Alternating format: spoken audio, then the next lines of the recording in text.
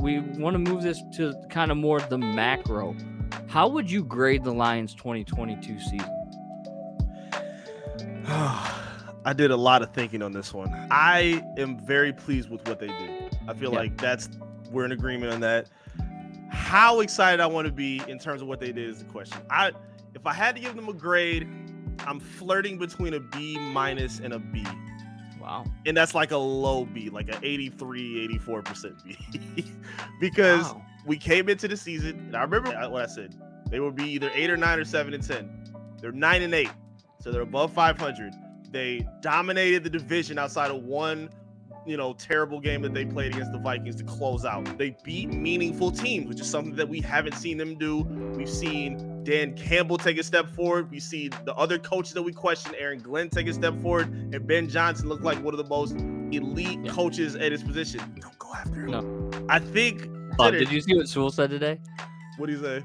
They asked him about him taking head coaching job. He goes, "Yeah, he's not really that good. It was the players that really made him." Yes, push the agenda. Yes, good job, Pele. Keep him. Keep Ben Johnson 2023. There you go. But yeah, also again on the back of a Jared Goff who we counted out, on the back of a bunch of rookies. Oh, he's capped. I don't want to hear nothing from Ricky. Ricky's a fakest Lions fan. I don't want to hear nothing from Ricky. We'll talk about that off camera. I want to do something. We'll talk about that later. Okay. I would give them a B- on the strength of how they developed throughout the season, how they started, the way we counted them out, the way they surpassed expectations, finishing above 500. A B- is what I would give them. Man, now you sound like the pessimistic one. I do?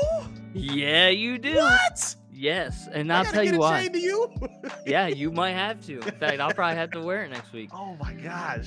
So, look, I have an education background. I worked in education for almost a decade. Okay. With education, we sit here and we go, okay, this number gets this letter grade.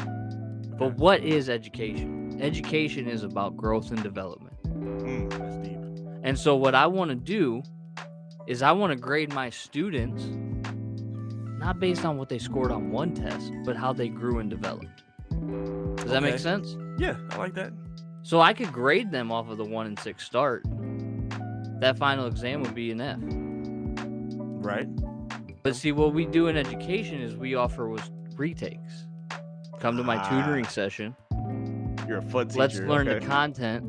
Okay. And let's retake the test so that I can see you master the content rather than just have to regurgitate the content. Okay? Yeah. So if I'm a teacher grading the Detroit Lions season, they're getting a very high B+ to an A-. Okay. And the reason why is because of the improvement. Okay. Let's talk about that improvement. First 8 weeks, Eric. According to Football Outsiders DVOA, you know where the Lions ranked? Where's that? 25th. Okay. Full team. Their offense was 11th. Their defense was 32nd. Okay. So as a team, they were 17% below league average as a team.